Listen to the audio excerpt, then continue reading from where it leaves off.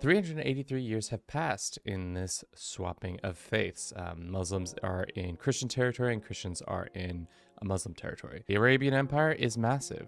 They sport about 251 counties. They're run by an Orthodox Alpine Egyptian man, Turkish Persian Catholic man. The HRE is run by an Ashari. But enough about that. It looks like we have a lot going on, so let's just jump right into it with our faith map mode. As I said in the intro, we flipped and flopped between the two major faiths, and it looks like still, even though Catholicism didn't have as much territory, they have still somehow expanded very significantly to still maintain that top position. Looks like they did a crusade. Yes, yeah, that's definitely a crusading king right there, if I've ever seen a crusading king. Somali man was sent into Poland to take it over. That's why Westlavia fell so far apart. And it looks like the Iberian struggle is probably still happening. Nope, it's over. That's why we have the Empire of Al-Sharak. Really not that much change up here. I was expecting Ashuri to come out on top, or at least expand further into the Iberian territories, but it looks like somehow Orthodox has flourished in the Middle East, and because of that is able to have such a power base to force itself into Europe once again. It looks like they got converted to Muslim faiths. There is some Slovakian still. I don't really understand how you've survived this long, but you know, through a series of events, it looks like they just somehow are still trekking, still making it happen. Maybe because they have 23,000 troops. That's enough about that. We got a little too deep on that one. Let's go to culture and see if there's any new things that we've seen. I was gonna say that we'd see a lot of change because of the faith, but really I don't think faith has that much effect on the overall culture. Just because you're a Muslim French person doesn't mean you're gonna do anything that much different, I don't think. It does look like French, for whatever reason, has not done their traditions, unlike their subsects have done a lot more. I don't think Normandy's ever won that war. I think a Godwin, oh no, Yingling got in there and won, and then eventually a Godwin got probably installed by a faction, and then forevermore a Godwin has seemingly taken the throne time after time after time. So like I said, culture is interesting. I don't think the AI uses it properly. They do fill out their slots sometimes, but it's probably more like, as always I say, it's better use for the players. Let's jump to the kingdom map mode. We've seen a little bit of it, but let's keep looking, see if there's any major changes. I don't expect to be that much, just because we haven't seen that much happen on the map, but Aquitaine is almost completely eliminated, and it looks like Poland take a bite out of Hungary. And yeah, I don't know, nothing too crazy. Lithuania got a little bit bigger there.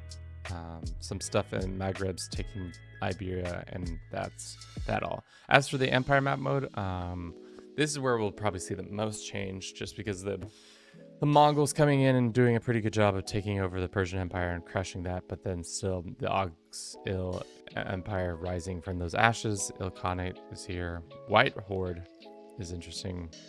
Carpathia is now just Wallachia, which... Did anybody, Wallachia, why haven't you been able to form? It's probably because you don't have the second kingdom to form the empire. What my guess would be. You have 10 out of 10, but you don't have you almost have the money, but you don't have the second kingdom. So could have seen an empire there, but not happening. After that, we like to look at government type because they did do a switching. I wanted to see if like there was a major transition from clan to feudal and feudal to clan. And it looks like yes and no. There is a lot more clan. Normally, you would only see clan right in this zone, but there is a lot more clan elsewhere around the world. There's some republics as well popping off, and there's still one tribal nation. How are you tribal? How are you not made this decision? Stop feudalism. You just don't have you're just in a mass amount of prestige debt. But like as soon as your son, like, oh, it was okay. So it was clan at one point, and then this gentleman took the throne and made it clan or tribal once more. I see. Good to know. That makes sense. Goofy. They're making a decent amount. They're making 193 a month. As for the Pope, we can't really see because he's also probably got troops up, so he's probably making way more than that normally. He's probably making 459. So he's making tons of cash. Did the Shia Caliphate stay and the Sunni did stay? I don't know why this. We gave it to the HRE and the Byzantine emperors respectively, hoping that they would do some expansion, but it didn't seem like they made it happen. Moldavia kind of looks like modern Ukraine borders a little bit. That's interesting.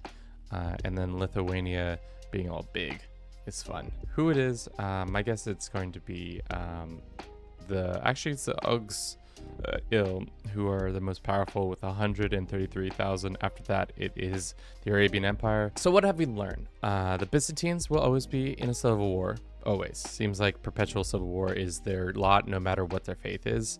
That the Christians and Muslims will still expand at a decent grip, no matter what lands they hold. I'm surprised that there is such two large kingdoms or empires right next to each other.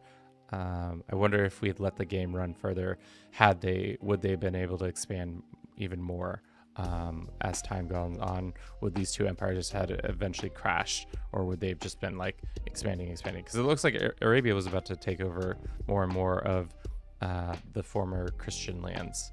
Yeah, I think the main thing is no matter what the faith is, it seems like the AI is still able to be successful, even if it's not the traditional zones that those faiths reside in. Yeah, I think that's it. Thank you so much for watching this. If you enjoyed this, don't forget to comment, like, and subscribe. And as always, have a good rest of your day. Ciao. Oh, that was kind of cute.